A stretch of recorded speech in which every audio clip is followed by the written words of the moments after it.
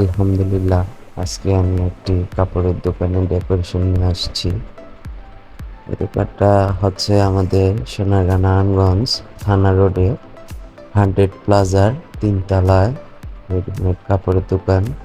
আমি সব রকম দোকানের ইন্টেরিয়র কাজগুলো করে থাকি। এই কাজটি আমার হাতে করা। সিলিং এবং শোকেস, লাইটিং, পেইন্ট, গ্লাসের কাজ সহ অল কমপ্লিট কাজগুলো করে থাকি আমি।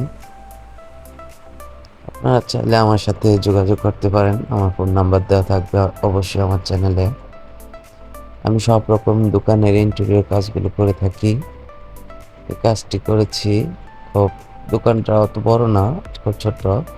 যেমন সাইজটা হচ্ছে 10 ফিট বাই 13 ফিট দোকানটার সাইজ।